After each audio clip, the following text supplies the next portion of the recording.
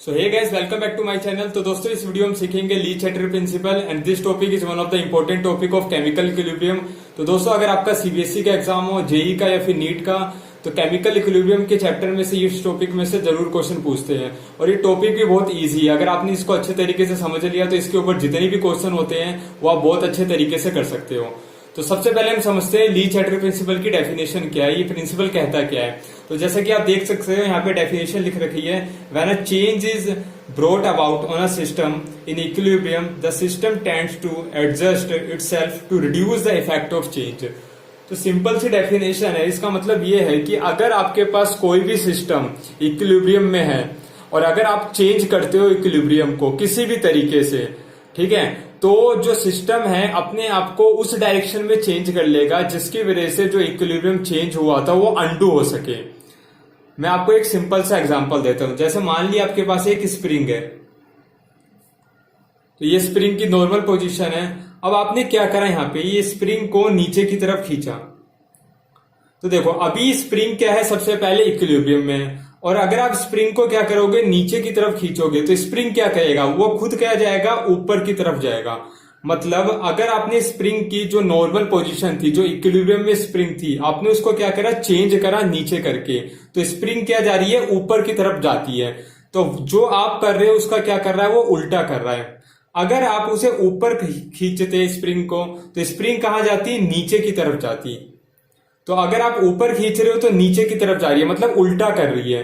तो यहाँ पे ली चैटर्जी प्रिंसिपल भी यही बोलता है कि अगर आपके पास कोई भी एक केमिकल रिएक्शन है और उस केमिकल रिएक्शन में आप इक्विलिब्रियम को क्या करते हो, डिस्टर्ब कर देते हो किसी भी तरीके से।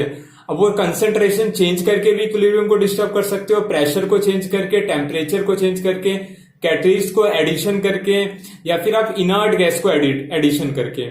तो आप किसी भी तरीके से अगर किसी एक केमिकल रिएक्शन में इक्विलिब्रियम को डिस्टर्ब करते हो, तो जो रिएक्शन है वो अपने आप को उस डायरेक्शन में शिफ्ट करती है, आइदर बैकवर्ड में या फिर फॉरवर्ड डायरेक्शन में, जिसकी वजह से जो इक्विलिब्रियम पे जो चेंज आया था वो नलीफाई हो सके।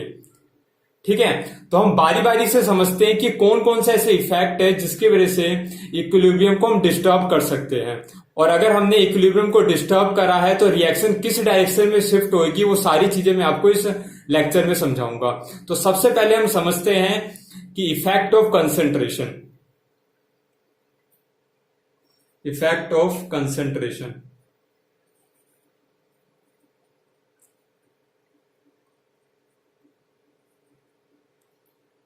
तो मान लिया आपके पास एक रिएक्शन है, जनरल में रिएक्शन बोलता हूं, जैसे मान लिया A प्लस बी है और प्रोडक्ट है C प्लस डी। अब इस रिएक्शन में हमको करना क्या है, इक्विलिब्रियम को डिस्टर्ब करना है। इक्विलिब्रियम को डिस्टर्ब हम किस तरीके से कर रहे हैं, कंसेंट्रेशन को चेंज करके। अब हमने क्या करा, मैंने बोला आपसे कि A की कॉन्सेंट्रेशन को मैंने क्या कर दिया, बढ़ा दिया। तो मैंने क्या करा, रिएक्टेंट को बढ़ा दिया। अब देखो, ली चैटर्जी प्रिंसिपल क्या बोलता है कि जो आप करोगे वो उसका क्या करेगा, उल्टा करेगा, जिसके वजह से जो इक्विलिब्रियम पे जो इफेक्ट आया था उस इफेक्ट को नलीफाई कर सके। तो आपने क्या करा, ए की कंसेंट्रेशन को इंक्रीज करा, तो ये रिएक्शन में जो इक्विलिब्रियम था वो क्या हो गया, डिस्टर्ब हो गया। अब रिएक्शन क्या करेगा, ए की कंसेंट्रेशन को कम करना चाहेगा, जिसकी वजह से जो इक्विलिब्रियम था वो पहले पोजीशन पे आ जाए और जो इफेक्ट हुआ था चेंज वो दोबारा से नलीफाई हो सके। तो अगर हमने ए की कंसेंट्रेशन को इंक्रीज करा है तो रिएक्शन चाहेगा ए की कंसेंट्रेशन को कम करना। तो अब आप मेरे को ये बताना कि ये दोनों A प्लस बी मिलकर क्या बना रहे हैं, C प्लस डी। तो अगर A प्लस बी रिएक्शन करके प्रोडक्ट बनाएंगे तो A की कंसेंट्रेशन क्या होगी, कम होगी। तो आपने A की कंसेंट्रेशन को क्या करा है, बढ़ाया है, तो इक्विलिब्रियम डिस्टर्ब हो गया। तो ली चैटर्जी प्रिंसिपल के हिसाब से A की कंसेंट्रेशन रिएक्शन क्या करेगा, कम करेगा। और A की कंसेंट्रेशन कम कब हो सकती है, जब रिएक्शन किया जाए फॉरवर्ड डायरेक्शन में।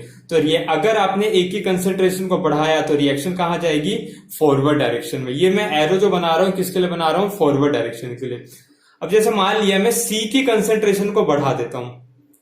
अब C तो क्या है, प्रोडक्ट है, और अगर आपने C की कंसेंट्रेशन को बढ़ा दिया फिर भी क्या हो गया, इक्विलिब्रियम डिस्टर्ब हो गया। अब रिएक्शन क्या चाहेगा, जो आपने करा उसका उल्टा करना चाहेगा। तो अगर आपने C की कंसेंट्रेशन को बढ़ाया तो ये जो रिएक्शन है, इक्विलिब्रियम जो पहले से मेंटेन था वो दोबारा रहे, तो क्या करेगा, जो सी की कंसेंट्रेशन आपने बढ़ाया तो उसको कम करना चाहेगा।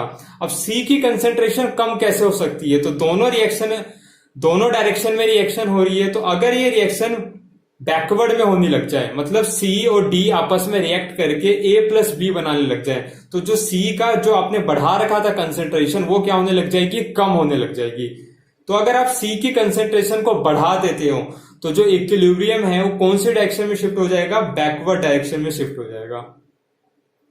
अगर मैं आपसे बोलूं कि आप डी की कंसेंट्रेशन को कम कर देते हो, अपने डी की कंसेंट्रेशन को क्या करा, कम कर दिया, फिर भी इक्विलिब्रियम क्या हो गया, डिस्टर्ब हो गया। अब ली-चैटरी प्रिंसिपल के हिसाब से रिएक्शन क्या करेगा, डी की कंसेंट्रेशन को बढ़ाना। तो आप खुद सोचो, आपने क्या करा, डी की कंसेंट्रेशन को कम कर दिया, तो रिएक्शन चाह रहा है डी को बढ़ाना। डी कब बढ़ सकता है, जब इधर से कुछ चीज बन के इधर की तरफ आए, ठीक है। तो अगर इधर से कुछ चीज बन के इधर आएगा तो डी बढ़ जाएगा, क्योंकि सिंपल सी बात है ना, आपने डी को कम करा है तो रिएक्शन चाहेगा डी को बढ़ाना ली-चैटरी प्रिंसिपल के हिसाब से, जिसकी वजह से इक्विलिब्रियम मेंटेन रहे। तो अगर ये दोनों आपस में रिएक्शन करके डी देंगे, सी प्लस देंगे, तो डी का अमाउंट बढ़ेगा, तो मतलब डी की कंसेंट्रेशन कम करने से रिएक्शन कौन सी डायरेक्शन में जा रही है, फॉरवर्ड में। तो ये सिंपल सा इफेक्ट होता है कि अगर आपने कंसेंट्रेशन को चेंज करा है तो इक्विलिब्रियम कौन सी डायरेक्शन में शिफ्ट होएगा। अगर मैं आपसे एक रिएक्शन दूं, जैसे मान लिया मैंने आपको दिया N2 प्लस में, हेवर प्रोसेस में ये यूज होता है अमोनिया का फॉर्मेशन के लिए, ठीक है। तो अगर आपके पास एक रिएक्शन है N2 प्लस में 3H2 गिव्स 2NH3, और मैं आपसे बोलूं कि इस रिएक्शन में मैं क्या कर रहा हूं, नाइट्रोजन के मोल्स को बढ़ा दे रहा हूं। तो अगर मैं नाइट्रोजन के मोल्स को बढ़ा दे रहा हूं तो मैं आपसे क्वेश्चन पूछ रहा हूं कि इक्विलिब्रियम कौन सी डायरेक्शन में शिफ्ट होएगा। तो देखो सिंपल सी बात है, आपने नाइट्रोजन के मोल्स को बढ़ाया तो रिएक्शन चाहेगा नाइट्रोजन के मोल्स को कम करना ली-चैटरी प्रिंसिपल के हिसाब से। तो अगर आप नाइट्रोजन के मोल्स को कम करना चाहते हो तो क्या कर, ये दोनों आपस में रिएक्ट करके अगर फॉरवर्ड में चले जाए, ठीक है, नाइट्रोजन हाइड्रोजन के साथ रिएक्शन करके फॉरवर्ड में जाए, तो नाइट्रोजन का अमाउंट क्या होने लग जाएगा, कम होने लग जाएगा। मतलब अगर आपने नाइट्रोजन का अमाउंट बढ़ा रखा है तो रिएक्शन कौन सी डायरेक्शन में जाएगी, फॉरवर्ड में। अगर मैं आपसे बोलूं कि अमोनिया का जो अमाउंट है, ठीक है, अमोनिया के जो मोल्स हैं वो आपने क्या कर दिए, कम कर दिए, तो ली-चैटरी प्रिंसिपल के हिसाब से रिएक्शन क्या करना चाहेगा, अमोनिया के मोल्स को बढ़ाना। तो ये अमोनिया है, तो अमोनिया यहाँ पे ज्यादा कब आएगी, जब ये दोनों आपस में रिएक्शन करके इधर अमोनिया दे। मतलब अगर आपने अमोनिया का अमाउंट कम कर रखे, मोल्स कम करें, तो अमोनिया ज्यादा कब हो सकती है, जब रिएक्शन कहाँ जाए, फॉरवर्ड डायरेक्शन में। तो अगर अमोनिया के अमाउंट आपने कम करा फिर भी रिएक्शन कहाँ जाएगी, फॉरवर्ड डायरेक्शन में। आई होप आपको ये समझ में आ गया होगा कि अगर आपने कॉन्सेंट्रेशन चेंज करा तो जो इक्विलिब्रियम है कौन सी डायरेक्शन में चेंज होएगा। सिंपल सी बात आपको ध्यान रखनी है कि जो भी चीज आप करोगे वो उसका उल्टा करता है रिएक्शन। अब हम समझते हैं इफेक्ट ऑफ वॉल्यूम। तो वॉल्यूम का इफेक्ट समझने के लिए मैंने यहाँ पे 3 रिएक्शन लिख रखी है, जैसा कि आप देख सकते हो N2 प्लस में 3H2 गिव्स 2NH3 अमोनिया का प्रोसेस है। यहाँ पे PCl5 दे रहा है PCl3 प्लस में Cl2, और लास्ट में H2 प्लस में O2 गिव दे रहा है आपको 2 मोल HI के। तो हम जो इफेक्ट ऑफ वॉल्यूम है उसे समझने के लिए आपको पता होना चाहिए। आपको पता है मोलैरिटी का जो फॉर्मूला है वो क्या होता है, concentration is equal to number of mole divide by volume. Generally हम जो कॉन्सेंट्रेशन है वो मोलैरिटी में कंसीडर करके चलते हैं केमिकल इक्विलिब्रियम में। तो यहाँ पे जो आपको पता है कंसंट्रेशन इज इक्वल टू क्या है, number of moles divide by volume. तो अगर हम वॉल्यूम को चेंज करते हैं तो इक्विलिब्रियम डिस्टर्ब क्यों होता है, सबसे पहले आप वो समझो। तो देखो अगर आपने वॉल्यूम को चेंज करा तो एक्चुअली होता क्या है, कॉन्सेंट्रेशन क्या है, वॉल्यूम के इनवर्सली प्रोपोर्शनल है। तो अगर आप वॉल्यूम को बढ़ा देते हो तो कॉन्सेंट्रेशन क्या हो जाती है, कम हो जाती है। तो अगर कॉन्सेंट्रेशन कम हो जाएगा तो इक्विलिब्रियम भी क्या हो जाएगा, डिस्टर्ब हो जाएगा। क्योंकि आपको पता है जो केसी का एक्सप्रेशन होता है, इक्विलिब्रियम जो कांस्टेंट का एक्सप्रेशन होता है वो किसके इक्वल होता है, concentration of product divide by concentration of reactant. तो अगर आपने वॉल्यूम को चेंज करा, ठीक है, आप ध्यान से समझ लो, अगर आपने वॉल्यूम को चेंज करा तो कॉन्सेंट्रेशन भी क्या हो जाएगी, चेंज हो जाएगी। इसी की वजह से जो इक्विलिब्रियम है वो क्या हो जाता है, डिस्टर्ब हो जाता है। क्योंकि भाई जो इक्विलिब्रियम कांस्टेंट है वो किस पे डिपेंड कर रहा है, देखो concentration of chemical species in the reaction, उन सब पे डिपेंड कर रहा होता है। तो अगर आप वॉल्यूम को बढ़ा रहे हो तो मैंने आपको बताया ना कॉन्सेंट्रेशन क्या है, वॉल्यूम के इनवर्सली प्रोपोर्शनल है, तो कॉन्सेंट्रेशन क्या हो जाएगी, कम हो जाएगी। और अगर वॉल्यूम को क्या करोगे, कम करोगे, तो देखो कॉन्सेंट्रेशन क्या हो जाएगी, ज्यादा हो जाएगी। इनवर्सली प्रोपोर्शनल है इसी वजह से। तो अब रिएक्शन आपको पता है ली-चैटरे प्रिंसिपल क्या बोलता है, जो आप करोगे वो उसका क्या करेगा, उल्टा करेगा, जिसकी वजह से जो रिएक्शन में इक्विलिब्रियम डिस्टर्ब हुआ था वो इफेक्ट क्या कर सके, नलीफाई कर सके। तो देखो एक रूल है जो आपको यहाँ पे याद रखना है, अगर आप वॉल्यूम को बढ़ा रहे हो तो कॉन्सेंट्रेशन क्या हो रहा है, कम हो रहा है। तो देखो कॉन्सेंट्रेशन कम क्यों हो जा रहा है, क्योंकि ये रेशियो जो है वो क्या हो गया, डिस्टर्ब हो गया। अगर हम रेशियो को डिस्टर्ब ही ना होने दें तो कॉन्सेंट्रेशन पे कोई फर्क ही नहीं पड़ेगा, ठीक है। तो अगर हमने वॉल्यूम को क्या करा, बढ़ा दिया, तो देखो रिएक्शन उस डायरेक्शन में शिफ्ट हो जाती है जिस डायरेक्शन में नंबर ऑफ मोल्स भी क्या हो जाए, बढ़ जाए। तो देखो अगर आपने वॉल्यूम को बढ़ाया तो रिएक्शन किस डायरेक्शन में शिफ्ट होगी, जिसमें नंबर ऑफ मोल्स भी बढ़ जाए, जिसकी वजह से जो कंसंट्रेशन चेंज हुआ था उस पर कोई इफेक्ट ना हो सके। ये दोनों अगर रेशियो बराबर रहेगा तो कॉन्सेंट्रेशन पे कोई फर्क ही नहीं पड़ेगा। और अगर आप वॉल्यूम को कम कर देते हो तो रिएक्शन उस डायरेक्शन में शिफ्ट होती है जिसमें नंबर ऑफ मोल्स भी क्या हो जाए, कम हो जाए। क्योंकि अगर देखो ये वाला कम हो गया वॉल्यूम और नंबर मोल्स भी कम हो गए तो जो कॉन्सेंट्रेशन का जो रेशियो है वो पहले से क्या रहेगा, कांस्टेंट रहेगा। और अगर कॉन्सेंट्रेशन का जो रेशियो है, ठीक है, ये कॉन्सेंट्रेशन चेंज ही ना होए तो इक्विलिब्रियम पे कोई फर्क ही नहीं पड़ेगा। तो इफेक्ट ऑफ वॉल्यूम में आपको याद क्या रखना है, अगर आप वॉल्यूम को बढ़ाओगे तो रिएक्शन उस डायरेक्शन में शिफ्ट होगी जिसमें नंबर ऑफ मोल्स भी क्या होते हैं, बढ़ जाते हैं। और अगर आप वॉल्यूम को कम कर रहे हो तो रिएक्शन उस डायरेक्शन में शिफ्ट होगी जिसमें नंबर ऑफ मोल्स भी क्या हो जाएंगे, कम हो जाएंगे। ठीक है दोस्तों, अब बारी बारी से हम समझते हैं ए बी सी में क्या क्या फर्क आएगा। जैसे तो ए वाले पार्ट में हम क्या कर रहे हैं, सबसे पहले वॉल्यूम को क्या कर रहे हैं, इंक्रीज कर रहे हैं। तो इक्विलिब्रियम उस डायरेक्शन में शिफ्ट होएगा जिसमें नंबर ऑफ मोल्स भी क्या होंगे, इंक्रीज होंगे। तो देखो रिएक्टेंट में कितने नंबर ऑफ मोल्स हैं, 1 और 3 कितने हो गए, 4 हो गए। और प्रोडक्ट में कितने हैं, 2 है, ठीक है। रिएक्टेंट में कितने हैं, 3 प्लस में 1 4 और प्रोडक्ट में कितने हैं, 2 है। तो हमने वॉल्यूम बढ़ाया तो ली-चैटरे प्रिंसिपल के हिसाब से रिएक्शन उस डायरेक्शन में शिफ्ट होगी जिसमें नंबर ऑफ मोल्स भी क्या हो जाए, इंक्रीज हो जाए। तो आपको कहां पे दिख रहे हैं ज्यादा नंबर ऑफ मोल्स, यहाँ पे दिख रहे हैं रिएक्टेंट में, 3 और 1 क्या है, 4 है। मतलब पहले वाले केस में जो इक्विलिब्रियम है वो कौन सी डायरेक्शन में शिफ्ट हो रहा है, बैकवर्ड डायरेक्शन में। और अगर हम वॉल्यूम को क्या कर दे, इसी रिएक्शन में कम कर दे तो रिएक्शन उस डायरेक्शन में शिफ्ट होगी जिसमें नंबर ऑफ मोल्स भी क्या हो जाए, कम हो जाए। तो देखो नंबर ऑफ मोल्स कहां पे कम हो रहे हैं, फॉरवर्ड में। देखो फॉरवर्ड में कितने हैं, 2 है, और रिएक्टेंट में कितने हैं, 4 है। मतलब रिएक्शन कौन सी डायरेक्शन में शिफ्ट हो रही है, यहाँ पे फॉरवर्ड में। बी वाले केस में देखते हैं। तो बी वाले केस में आप देखो रिएक्टेंट में कितने नंबर ऑफ मोल्स है, 1 है, और प्रोडक्ट में कितने हैं, टोटल 1 और 1 कितने हैं, 2 मोल्स है। ठीक है, आपको समझ में आ रहा है ना, 1 और यहाँ पे कितने हैं, 2 मोल है।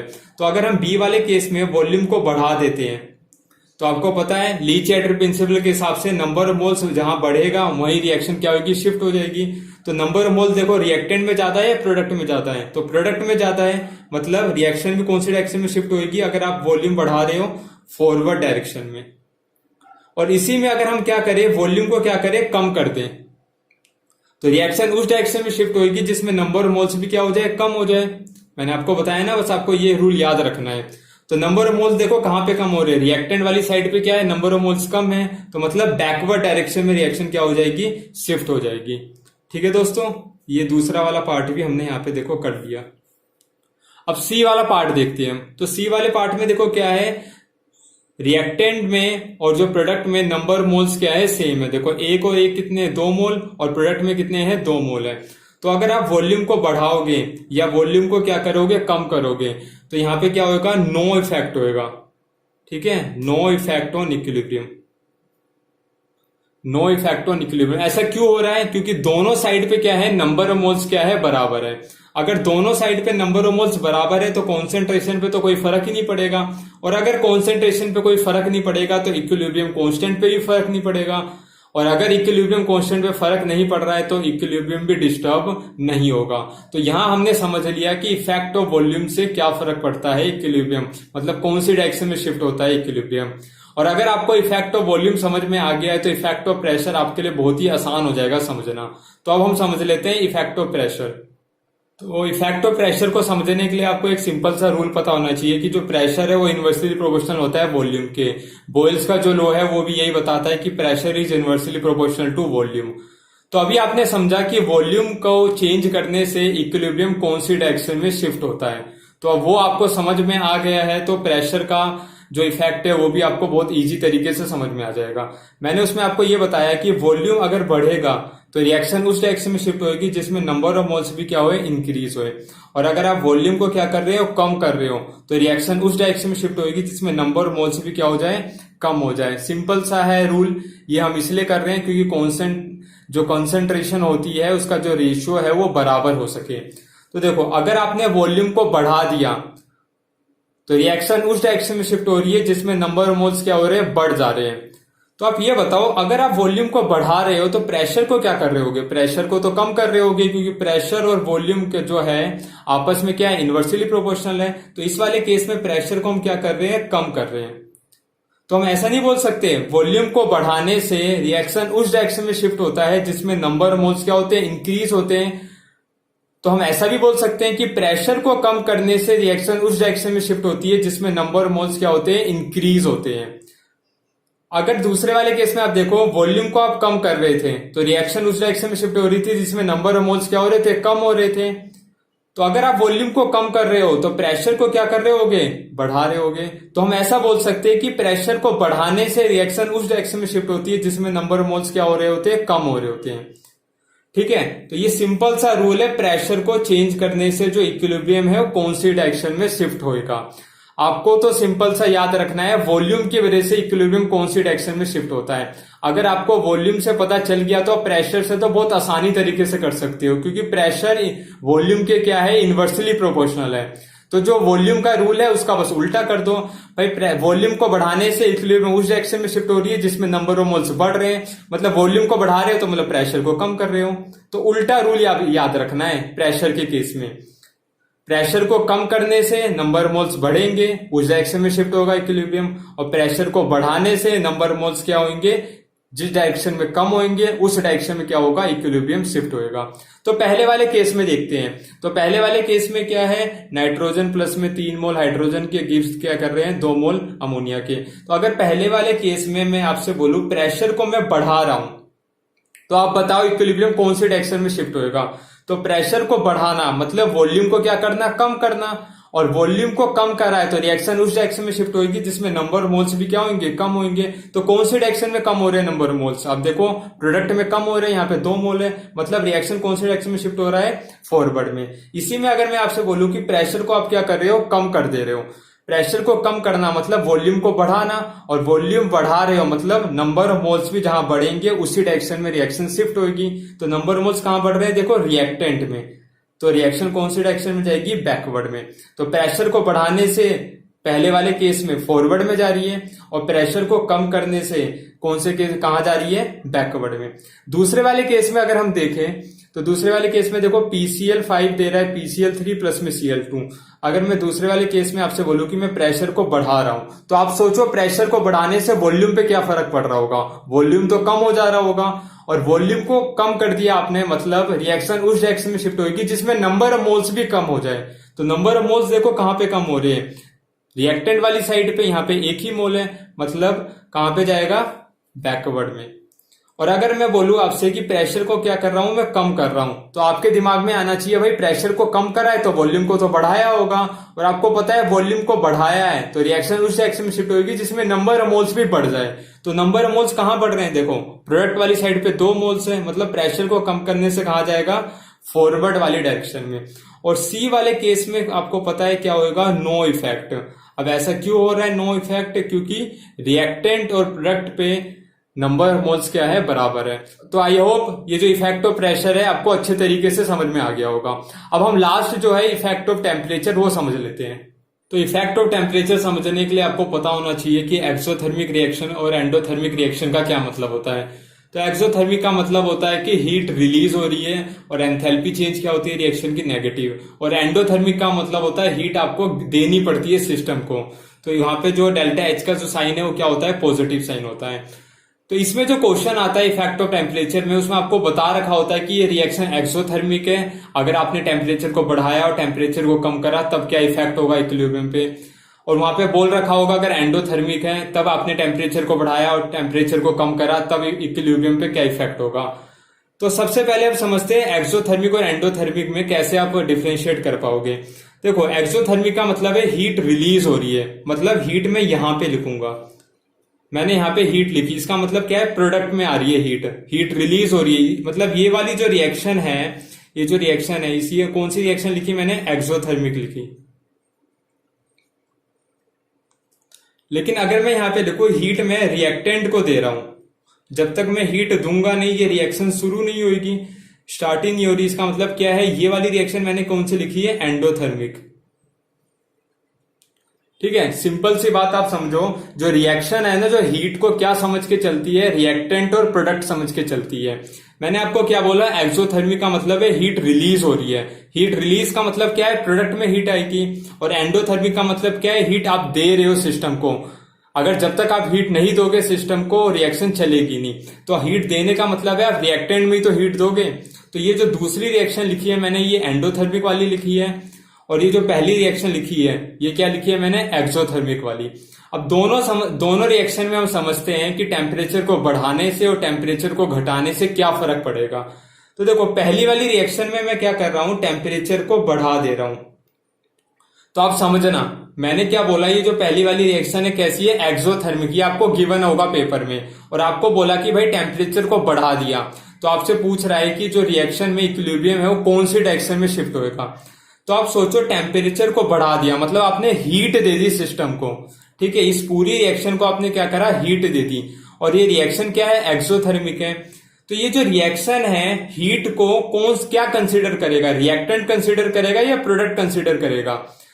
ठीक है, ये टेम्परेचर जो है एक्चुअली क्या है, बढ़ाने से मतलब आपने क्या करा, हीट को दे दिया, और जो रिएक्शन है वो हीट वीट नहीं समझता, उसको प्रोडक्ट मानेगा या फिर क्या मानेगा, रिएक्टेंट मानेगा।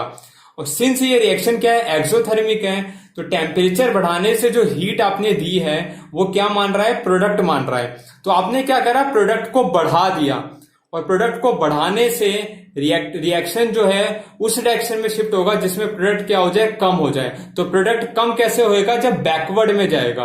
तो टेम्परेचर को बढ़ाने से कौन सी डायरेक्शन में जा रहा है, ये बैकवर्ड में, अगर रिएक्शन क्या है, एक्सोथर्मिक है। इसी रिएक्शन में आपने क्या करा, टेम्परेचर को कम कर दिया। ठीक है, ये जो फर्स्ट वाली रिएक्शन है इसमें आपने क्या करा, टेम्परेचर को क्या कर दिया, कम कर दिया। तो टेम्परेचर को कम करने से आपने मतलब इस वाली हीट को कम कर दिया। ठीक है, तो हीट को अगर आपने कम कर दिया, वो बढ़ाना चाहेगा, बढ़ेगा कैसे, जब इधर से कुछ हीट इधर आएगी। ठीक है, ये रिएक्शन जो हीट है उसको क्या मान के चल रही है, प्रोडक्ट मान के चल रही है, और आपने उसको क्या कर दिया, कम कर दिया। और प्रोडक्ट कम हुआ है तो रिएक्टेंट से प्रोडक्ट बनेगा, तभी तो प्रोडक्ट बढ़ेगा, मतलब फॉरवर्ड डायरेक्शन में शिफ्ट हो जाएगी। दूसरे वाले केस में देखते हैं हम। तो देखो, दूसरे वाले केस में क्या है, ये रिएक्शन एंडोथर्मिक है। अब इसमें क्या कर रहा हूं मैं, टेम्परेचर को बढ़ा दे रहा हूं। तो टेम्परेचर को बढ़ाने का मतलब है आपने सिस्टम को हीट दी है, और ये जो रिएक्शन है वो हीट वीट नहीं समझती, वो समझेगी भाई रिएक्टेंट है या फिर प्रोडक्ट है। तो आप खुद ही बताओ, ये एंडोथर्मिक रिएक्शन थी, तो एंडोथर्मिक रिएक्शन हीट को क्या समझेगी, रिएक्टेंट समझेगी। और आपने क्या करा, टेम्परेचर को बढ़ाने से हीट को बढ़ा दिया, मतलब आपने रिएक्टेंट को बढ़ाया, रिएक्टेंट बढ़ गया तो ली-चैटरी प्रिंसिपल के हिसाब से रिएक्टेंट क्या होएगा, कम होना चाहेगा। तो कम कैसे हो सकता है, जब वो प्रोडक्ट में जाए, मतलब फॉरवर्ड डायरेक्शन में शिफ्ट हो जाएगी रिएक्शन। और आपने क्या करा, टेम्परेचर को कम कर दिया। तो टेम्परेचर को कम कर दिया दूसरे वाले केस में, तो मतलब आपने क्या करा, रिएक्टेंट को कम कर दिया। तो रिएक्टेंट अब बढ़ना चाहेगा ली-चैटरी प्रिंसिपल के हिसाब से। वो बढ़ेगा कैसे, जब बैकवर्ड में रिएक्शन शिफ्ट होगी।